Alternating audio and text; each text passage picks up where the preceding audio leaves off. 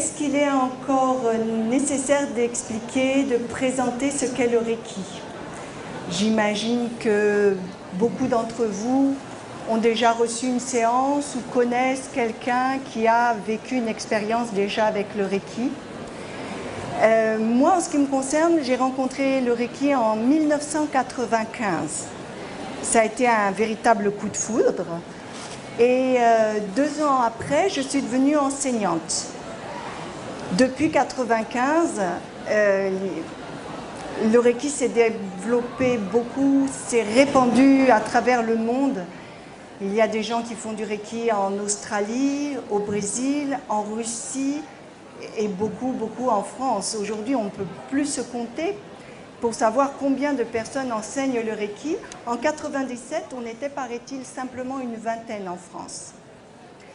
Pourquoi, comment le Reiki a pu se développer autant, si ce n'est qu'il répond vraiment à des critères actuels, à un besoin de l'humain, et que le Reiki n'est pas uniquement une technique, ce n'est pas uniquement une technique d'apposition des mains, ce n'est pas uniquement une technique pour donner des soins énergétiques, c'est aussi un chemin. Et pour moi, c'est très important quand on me demande une définition brève du Reiki. Je dis, j'insiste, c'est à la fois une technique et aussi un chemin. Une technique, donc, ça veut dire que c'est quelque chose qui s'apprend, quelque chose qui s'enseigne. Tout le monde peut venir apprendre à faire du Reiki. Il n'est pas nécessaire d'avoir un fluide particulier, d'avoir des talents spécifiques. Tout le monde peut demander à réveiller cette capacité à laisser circuler l'énergie de façon fluide, de façon harmonieuse. Pour cela, il faut passer par une formation. Et au cours de la formation, il y a de la théorie, de la pratique et aussi quelque chose de très particulier qui s'appelle une initiation. C'est un rituel de transmission énergétique qui se passe du professeur à l'élève, quelque chose qui se passe de personne à personne depuis plusieurs générations d'enseignants et qui va réveiller la capacité à laisser circuler l'énergie à chaque fois qu'on le souhaite, de façon stable et pas uniquement quand on est ému. Donc, une technique, oui, parce que ça s'enseigne et ça s'apprend. Une technique qui a pour particularité de proposer de laisser mieux circuler l'énergie. Ça veut dire quoi au juste? En fait, nous sommes plus qu'un corps physique. Il y a autour de nous des corps subtils que certains voient, que certains ressentent, perçoivent de différentes façons. Et ces corps subtils recèlent des vibrations qui gardent en mémoire de l'information. Une information sur nos émotions, sur nos schémas de pensée, sur notre façon d'être en lien avec le monde. Toutes ces parties de nous-mêmes constituent la personne que nous sommes. Et en fait, lorsqu'on va permettre à l'énergie de mieux circuler, ça veut dire qu'on va permettre une meilleure cohérence entre ces différents corps. Bien souvent, quand il y a un conflit entre nos émotions ou un conflit entre une émotion et l'impossibilité de le montrer physiquement, l'impossibilité de démontrer ce que nous pensons, il y a des malaises qui peuvent aboutir jusqu'à des maladies. Et il y a différentes façons de proposer à l'énergie de mieux circuler. Le Reiki est une technique qui propose, notamment en posant les mains, mais aussi éventuellement avec certains sons sacrés, donc sans forcément ou en accompagnement de la position des mains, le Reiki propose à l'énergie de mieux circuler. Pourquoi faire? Pour être plus serein, plus heureux, en meilleure santé chaque jour. C'est vraiment quelque chose de très spécifique à ce qu'on voit en Asie. le Reiki vient du Japon et au Japon, on ne s'occupe pas de la santé uniquement quand on ne va pas bien. On entretient sa santé. Et donc, cette technique qu'est le Reiki propose d'entretenir, notamment en ayant la possibilité de poser les mains aussi sur soi. C'est quelque chose de bien particulier et qui va différencier le Reiki d'autres pratiques tout aussi formidables. Mais pour bien cerner la spécificité du Reiki, c'est déjà qu'il est possible de poser les mains sur soi et aussi sur les autres. Et revenons à l'énergie, je vais beaucoup en parler. Le mot Reiki, c'est énergie, énergie. Rei, en japonais, c'est cette espèce de plasma dans lequel nous baignons tous, qui, c'est le potentiel d'énergie vitale avec lequel chaque être vivant arrive au monde. Lorsque je vais poser mes mains sur moi-même ou sur quelqu'un, je vais permettre à l'énergie universelle, au Rei, de circuler et de stimuler le potentiel d'énergie de la personne sur qui je pose les mains. Ça, c'est l'aspect, qu'est-ce que le Reiki? C'est une technique. Et je vous ai dit, c'est aussi un chemin spirituel. Je ne parle pas d'une voie spirituelle. Il n'y a pas du tout de règles à respecter, il n'y a pas d'engagement à prendre. Mais lorsqu'on va aborder le Reiki, tout naturellement, on va commencer une démarche spirituelle. C'est un chemin au bout duquel on attend peut-être quelque chose, ou bien un chemin qui se déroule au fur et à mesure des pas et au fur et à mesure que l'on avance. Mais le fait est que dans ce chemin, il y a des valeurs de compassion, d'amour, d'humanité, d'écologie, des valeurs universelles qui parlent à tous les êtres humains, des valeurs qui, lorsqu'on les entretient, font ressentir combien nous sommes régis par de grandes lois spirituelles. Les lois spirituelles telles que la loi de l'attraction, telles que la loi du moindre effort, la compréhension que chaque parole, chaque pensée va avoir des conséquences sur notre environnement. Deepak Chopra les décrit très bien, ces grandes valeurs. Et quand on est sur un chemin, pour éviter de s'égarer, il est intéressant d'avoir une boussole ou des panneaux indicateurs. C'est ce que sont les 5 principes du Reiki pour la technique du Reiki Usui. Les 5 principes, j'aime bien les appeler les 5 idéaux, dans l'idée que c'est un idéal vers lequel on tend, dans l'idée qu'on ne va pas forcément l'atteindre, mais en tout cas, on garde en mémoire le fait qu'on aimerait bien, juste pour aujourd'hui, se libérer de la colère, se libérer de la peur et des préoccupations, montrer sa gratitude, faire son travail honnêtement, être bienveillant envers soi-même, envers les autres. Il n'y a pas besoin de faire du Reiki pour comprendre la portée, la force de ces 5 principes. Et même sans faire de Reiki, on peut décider de les prendre comme devise dans sa vie.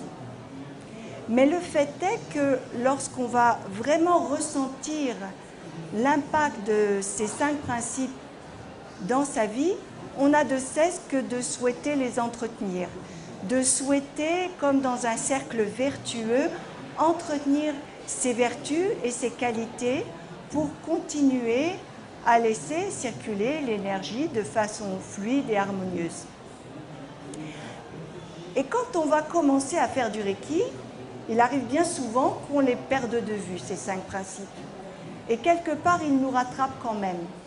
Quand on commence à faire du Reiki, on s'engage dans un chemin et immanquablement, on va rejoindre ces principes. Pourquoi? Parce que ce n'est pas par hasard qu'on vient faire du Reiki. On a un appel, on va avoir un élan, consciemment ou non, on sait pourquoi on vient à un stage ou à une séance. Et lorsqu'on est formé, on va apprendre à poser les mains sur soi. Donc déjà, il y a eu cette décision, ça c'est typique d'une démarche spirituelle. Ensuite, il y a ce retour vers soi, qui est fondamental. Et depuis la nuit des temps, on sait le fameux « connais-toi toi-même et tu connaîtras l'univers et les dieux ». Eh bien, c'est dans cette perspective, si je pose les mains sur moi, je vais apprendre à faire silence, à prendre du temps et à être attentive à mes véritables besoins. Mais ce n'est pas pour rester uniquement à me regarder le nombril, c'est pour pouvoir mieux aller vers les autres, sans amalgame. Pour ne pas imaginer que tout ce que je ressens, c'est exactement ce que ressentent les autres. Pour ne pas imaginer que ce qui a marché pour moi, ça va forcément marcher pour les autres.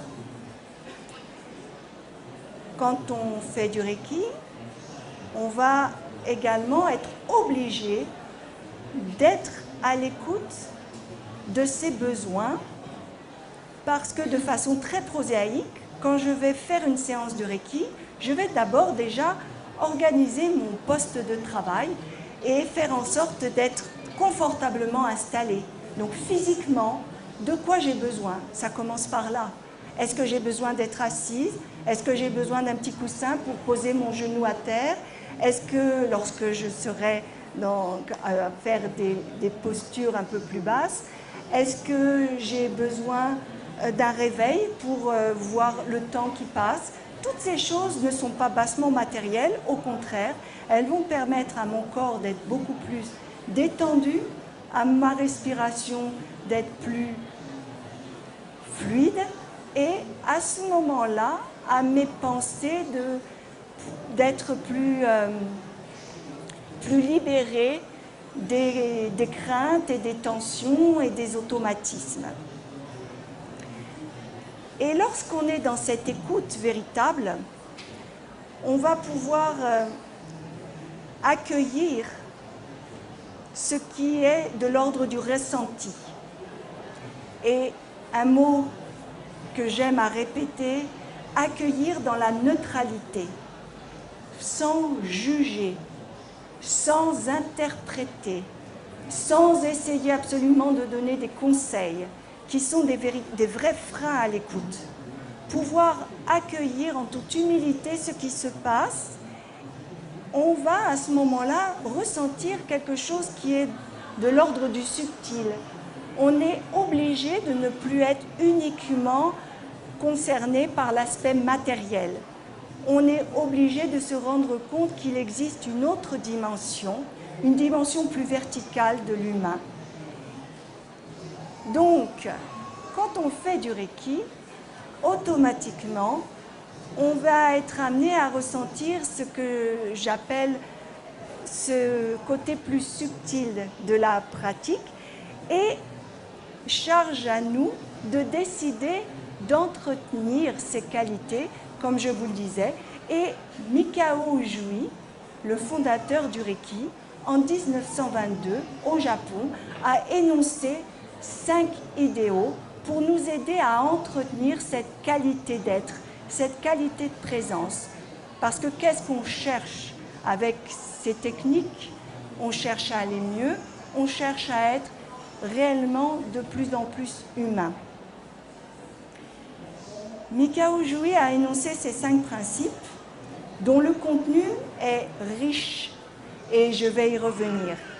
Mais le contenant aussi est très particulier. C'est-à-dire que, énoncés en japonais, ces 5 principes vont avoir une portée, vont émettre une vibration qui ont une portée sur nos cellules très forte. Ce n'est pas comme le yoga du son, ce n'est pas comme les sons du Qigong, ce n'est pas une portée spécifiquement thérapeutique, mais ça va être une portée d'apaisement. Et peut-être que plus qu'un long discours, le mieux est que je vous propose de les entendre. Déjà en japonais, et avant de les dire, sachez qu'il n'est pas nécessaire de les connaître en japonais pour faire du Reiki. Hein? C'est un petit plus.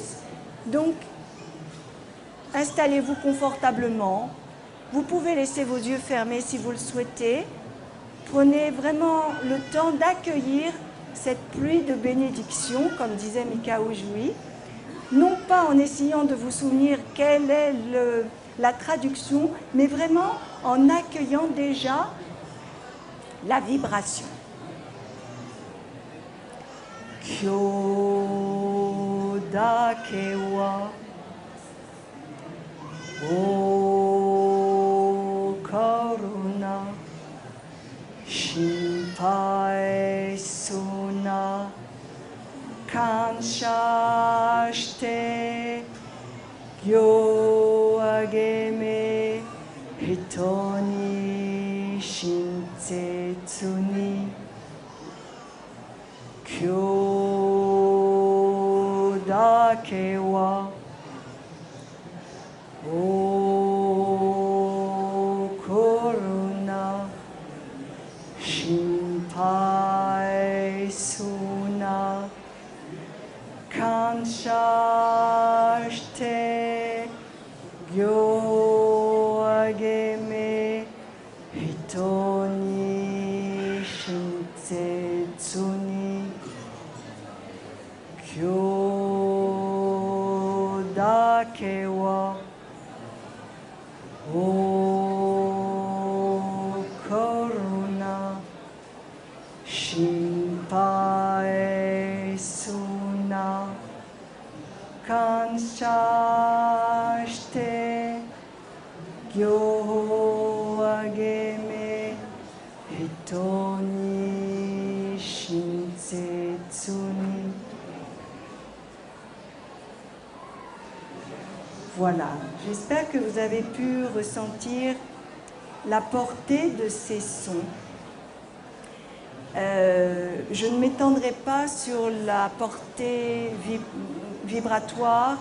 Il y a demain un atelier orienté Kotodama, son sacré du Reiki. Là, je reviens à comment intégrer les 5 principes dans mon quotidien. Pour ceux qui les connaissent en japonais, ça peut être déjà extraordinaire parce que ça détend et c'est comme une rengaine, comme des mantras qui vont avoir un effet relaxant parce qu'on ne peut pas penser à autre chose. C'est ce qui s'appelle un support de méditation. Et ça a aussi un impact à l'intérieur et vous l'avez sûrement ressenti, un impact qui aligne. Ça revient à ce que je disais tout à l'heure, comment être plus cohérent entre mes pensées, mon corps physique, mes émotions, comment trouver cette cohérence, cet alignement. Le son peut y aider. Et Mikao Jui, quand il a énoncé ces 5 principes, n'a certainement pas choisi par hasard un mot plutôt qu'un autre.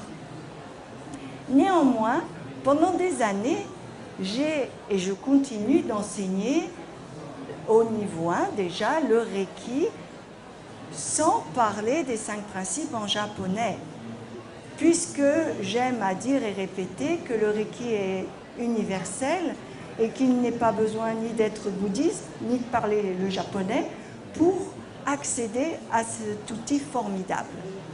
Mais à ce moment-là, c'est pouvoir prendre cet outil dans sa globalité, à savoir la technique d'apposition des mains et aussi les 5 principes et le chemin qui nous aide à parcourir.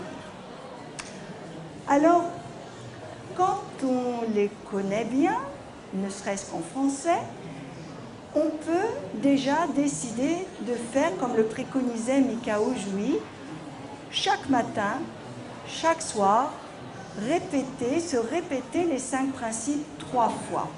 Je vous les ai psalmodiés 3 fois.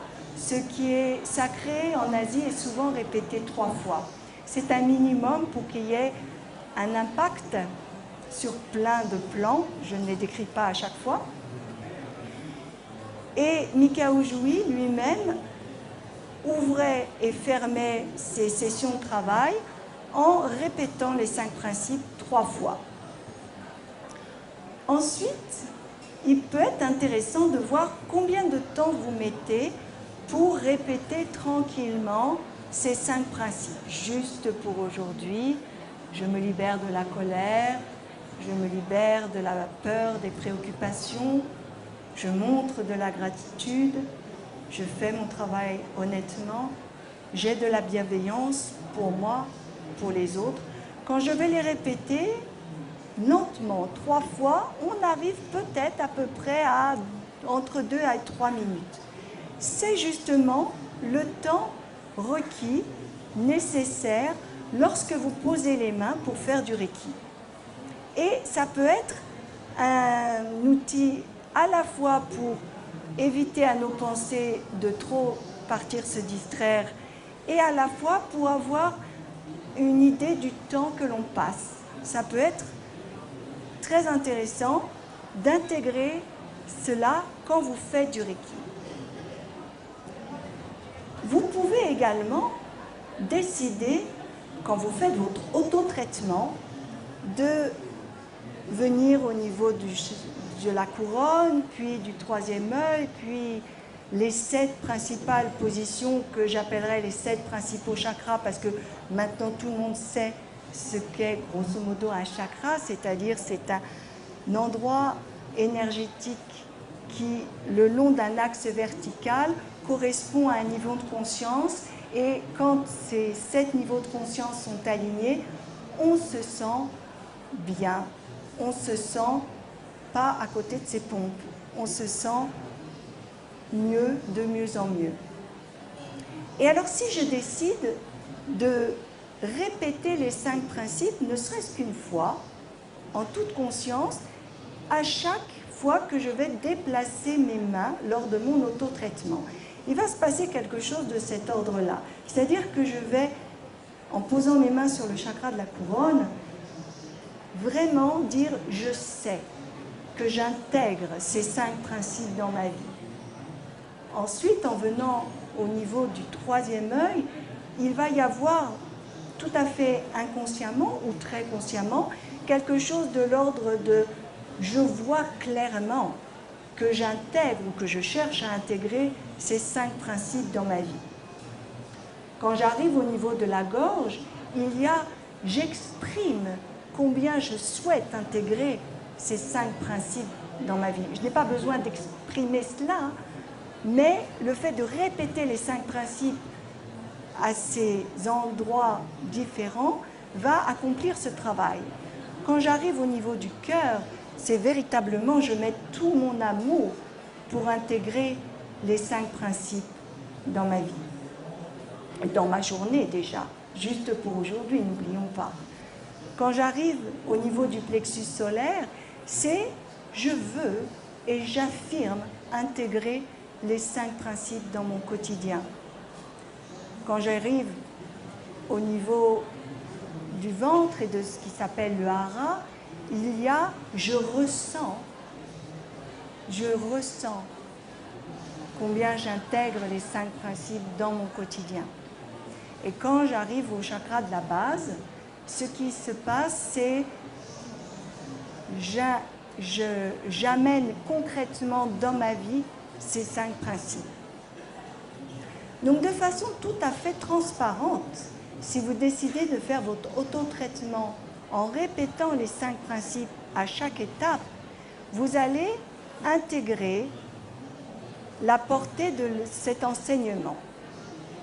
Vous pouvez aussi décider, juste pour aujourd'hui, je vais m'intéresser à l'un d'entre eux. Par exemple, juste pour aujourd'hui, le premier, on va commencer par le premier, je me libère de la colère. Même si je ne suis pas spécialement en colère, c'est comme si je mettais un focus, un coup de projecteur sur la colère qui est en moi et qui, à un moment donné, lors des circonstances de ma journée, va peut-être s'exprimer. Et si je me fais mon autotraitement le matin, ou si je décide de me répéter essentiellement, juste pour aujourd'hui, je me libère de la colère. Si lors de ma journée, je suis confrontée à un automobiliste pas très courtois, à un voisin qui fait du bruit, ou, je n'ai pas besoin de vous donner beaucoup d'exemples, il y en a pour sentir la colère monter, il ne s'agit pas de réprimer la colère, non. Il s'agit de ne pas me laisser ronger par la colère. Il s'agit d'être à l'écoute. Tiens, je me sens en colère. Ok, qu'est-ce que je sens dans mon corps? Pour certaines personnes, la colère va mettre une tension au niveau de la gorge. L'expression « avoir les boules », ça vient de là. Hein. Pour certaines personnes, c'est la rage au ventre. Pour d'autres, ça peut être encore d'autres endroits du corps. Merveilleux. Mon corps s'exprime, je vais y penser, je vais poser les mains sur les endroits de mon corps qui me disent « je suis en colère » pour libérer le trop-plein. Mais bien entendu, la colère vient me parler de quelque chose. Si moi je réagis en étant en colère à un événement, ma voisine ne sera pas forcément en colère, mon voisin va peut-être se mettre à pleurer, quelqu'un d'autre va éclater de rire. C'est ma façon de réagir à un événement, mais pour être heureux et en bonne santé chaque jour, Mikao Jouy nous dit, juste pour aujourd'hui, libère-toi de la colère. Donc, tout ce qui continue de me faire du mauvais sang, tout ce qui continue d'entretenir une tension qui n'est pas productive, avec ou sans le Reiki, je peux déjà décider de le relâcher. Et plus sereinement, observer ce que ça vient me dire. Bien souvent, la colère vient me dire qu'il y a quelque chose qui ne me convient pas ou qui ne me convient plus et que j'ai les moyens d'agir, ne serait-ce que pour ne plus rester dans la colère telle que j'avais l'habitude de le faire. Et ce qui est très intéressant, c'est de voir comment je peux profiter de cette montée de force formidable qui est la colère pour en faire quelque chose et non pas pour me laisser détruire par elle. Il est intéressant aussi de prendre une feuille blanche et de se demander, bon, qu'est-ce qui me met en colère généralement? Et vous faites la liste. Et vous observez, est-ce que c'est la même chose qui mettait mes parents en colère? Est-ce que j'étais en colère vis-à-vis d'eux? À quel moment? Et vous pouvez faire comme ça une introspection très intéressante pour décider de ce que je garde de la transmission qui m'a été faite et de ce que je veux de ce dont je veux consciemment me libérer. C'est pas facile à faire, mais j'ai jamais dit que c'était facile. En revanche, on a des clés pour ne plus subir sa vie, pour ne plus perdre une énergie folle à lutter contre, mais pour, grâce à toutes ces valeurs, grâce à toutes ces propositions de chemin, prendre la responsabilité de ce qui nous arrive et voir de quelle manière on peut se libérer de l'impulsion, accueillir l'enseignement et garder la force que ça nous a donnée. Ce qui est spécifique au Reiki, c'est qu'il est possible de faire ce chemin de développement personnel et d'intégrer la compréhension sur tous les plans puisque vous pouvez poser les mains sur votre corps. Si vous sentez la colère clignoter à un endroit, vous posez les mains et il faut faire confiance et décider qu'on a envie de se libérer de la colère. Mais on a fait cette démarche et ensuite on attend que ce soit possible. Mais on est acteur et on ne peut pas forcément décider de tout. À un moment c'est possible, à un moment ça ne l'est pas encore. Mais lorsque chaque jour je me répète ces 5 principes, si je veux mettre le coup de projecteur sur « je me libère de la peur », qu'est-ce qu'elle vient me dire, la peur? Elle vient me dire « il y a là quelque chose qui me rappelle au fait que j'ai besoin d'être protégée, que j'ai besoin peut-être d'être consolée. » Et encore une fois, il ne s'agit pas, comme pour la colère, de dire « c'est pas bien d'être en colère », de dire « c'est pas bien d'avoir peur ». Au contraire, écoutez la peur, qu'est-ce qu'elle vient me dire? Est-ce que dans mon corps, il y a des zones qui manifestent cette peur? Je peux poser les mains sur cette zone, sur ces zones, et laisser l'énergie circuler. Et peut-être je vais me rendre compte qu'effectivement, j'ai oublié de faire quelque chose d'important et je vais me protéger en faisant cela. Peut-être je vais laisser circuler l'énergie et il y a des angoisses que je trimballe depuis ma naissance, qui ont leur raison d'être, mais qui ne sont plus forcément d'actualité dans ma vie et qui, grâce à l'énergie, ça paraît magique, c'est vrai, ce n'est pas de la magie, puisque vous êtes acteur, mais vous faites et vous laissez faire. Et cette posture est très intéressante et très importante. Il y a la décision et il y a l'accueil. Donc, ne pas dire « la peur n'évite pas le danger », faire comme si ça n'existait pas. J'ai la chance de ressentir, j'accueille, qu'est-ce que je vais en faire? Me laisser terroriser, inhiber, c'est dommage. Pouvoir poser les mains et pour cela, il est vrai qu'il faut être capable d'agir au bon moment. Parce que bien souvent, c'est l'histoire du cordonnier mal chaussé.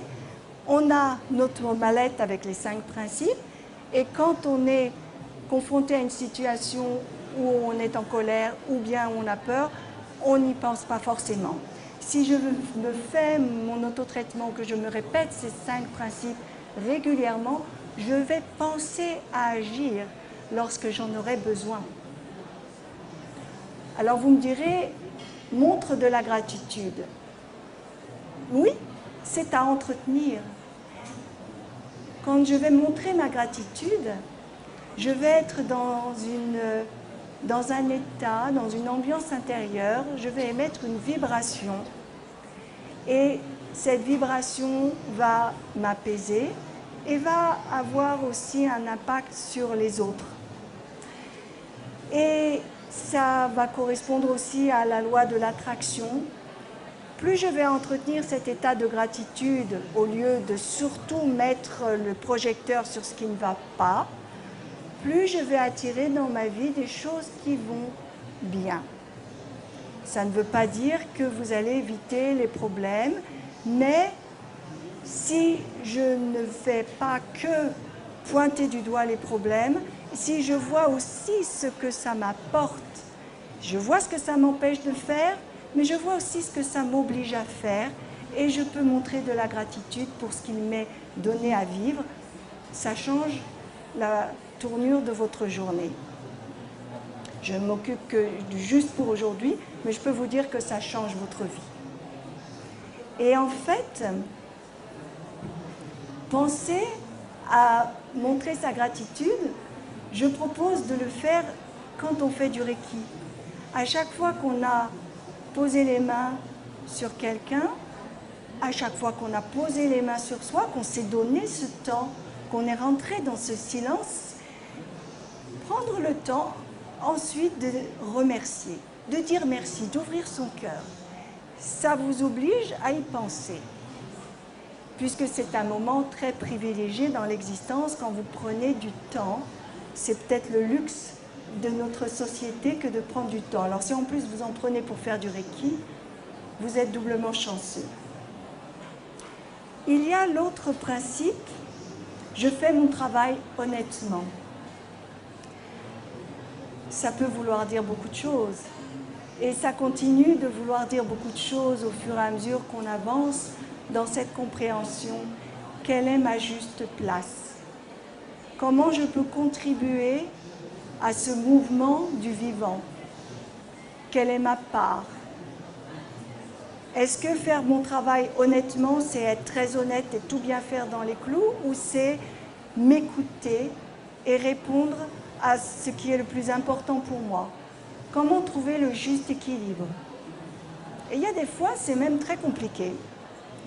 Et là encore, quand vous avez la possibilité de poser les mains sur vous, c'est l'idée de écouter où est-ce que ça coince, de pouvoir vous écouter, de pouvoir entretenir cette qualité qui vous est proposée par Mikao Usui.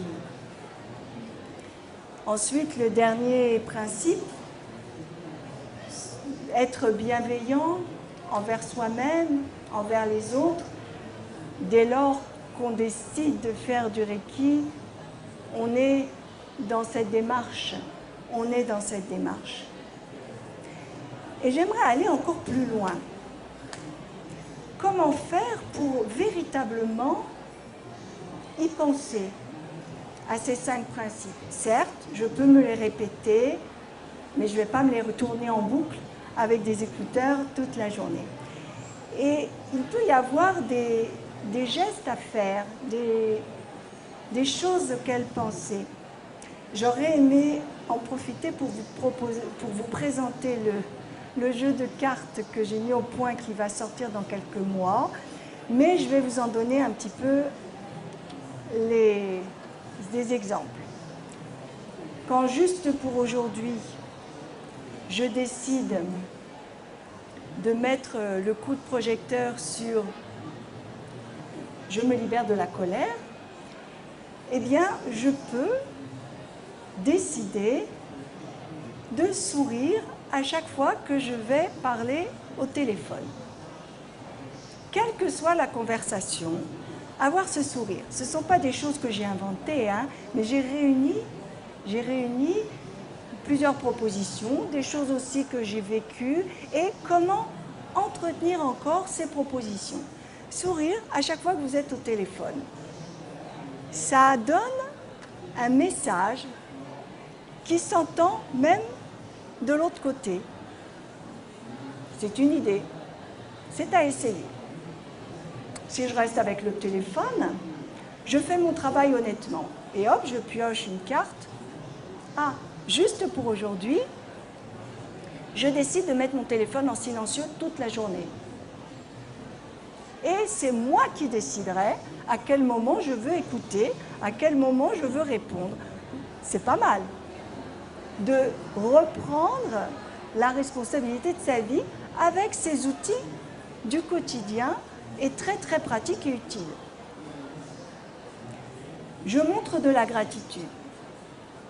On peut essayer de le faire ensemble. On décide de respirer tranquillement et d'imaginer un sourire dans notre ventre. Vous imaginez les smileys. Voilà, vous pouvez peut-être fermer les yeux si c'est plus facile. Vous imaginez un grand sourire dans votre ventre. Et vous respirez tranquillement. Et vous respirez, et cette ventilation, cette respiration qui amène bien plus que de l'oxygène, qui amène une énergie subtile, cette respiration vous aide à sentir que ce sourire va se répercuter sur chacune de vos cellules. Plein de petits smileys dans le ventre, là. Je montre de la gratitude, et puis ça dénoue les organes, et je sens ce sourire contagieux et qui va monter, monter jusque le sentir dans la gorge. Et ce sourire se répand et monte dans vos yeux. Sentez-le dans vos yeux. Laissez-le affleurer sur vos lèvres. Voilà, là je montre de la gratitude. Et ça commence par moi. Et je la montre vraiment, je la ressens vraiment. Et vous allez voir comme c'est véritablement contagieux, pas qu'à l'intérieur de vos cellules. Comme ça rend les gens heureux autour de vous. Il y a parfois quelques jaloux, mais ça ne résiste pas très longtemps. On a plus envie d'aller vers des gens qui sourient. Et ça ne veut pas dire d'éluder les problèmes. Non. Un autre exemple de petites choses que vous pouvez faire pour aller rester, rester dans... Je fais mon travail honnêtement. Je fais mon travail d'être humain. Et le chakra couronne, il ne porte pas son nom par hasard. Je vais imaginer une couronne sur ma tête. C'est Christiane Singer qui se plaisait à proposer cet exercice. Voilà. Et je sens cette couleur, cette couronne qui brille de mille feux, avec la couleur que vous voulez. Et quand vous avez cette couronne sur votre tête, même si vous avez mal partout, même si vous venez de recevoir une contredanse, vous restez en majesté. Vous restez dans cette dignité. Et vos gestes, parce qu'il ne faut pas la faire tomber, hein, vos gestes vont être empreints de cette majesté, de cette gloire du vivant qu'on oublie trop souvent. Comment intégrer les 5 principes dans son quotidien? Il y a beaucoup de propositions en lien avec la respiration. Parce que la respiration, c'est quelque chose comme le passage de l'énergie qui se fait, que vous le vouliez ou non, que vous ne pouvez pas interrompre, mais que vous pouvez encourager. C'est-à-dire que quand vous allez mettre plus de présence, plus d'attention, vous allez la ressentir et vous allez en ressentir ses bienfaits beaucoup plus largement. On va essayer, tiens, pour se libérer de la colère, parce que c'est quand même quelque chose qui nous occupe tous assez généralement, une respiration en carré. Donc, ce n'est pas Mikao Jui qui l'a inventé. Ce que je vous propose, c'est comment penser à mettre en place ces 5 principes avec des idées. La respiration en carré. Par exemple, si je respire en 2 temps, je reste poumon plein 2 temps, je souffle en 2 temps et je reste poumon vide 2 temps. On essaye un petit peu ensemble. Inspirez. Poumon plein. Soufflez. Poumon vide. Et vous donnez le rythme que vous voulez à cette respiration. Ça aide à calmer. Ça aide à aller dans le sens de ces 5 principes. Peut-être pour finir, en vous laissant le temps pour des questions, je vais vous proposer un autre petit truc. Vous mettez votre montre à l'autre poignet, pas celui que vous avez l'habitude d'enlacer avec le temps. Voilà, vous mettez votre montre à l'autre poignet.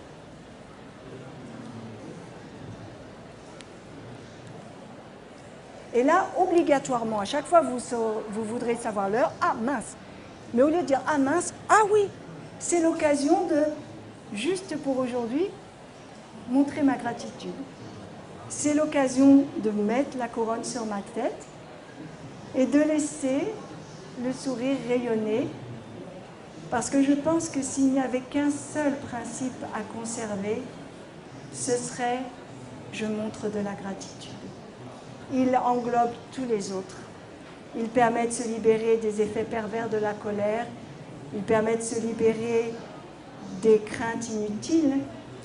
Il permet de faire son travail honnêtement et d'être bienveillant avec soi-même, avec les autres.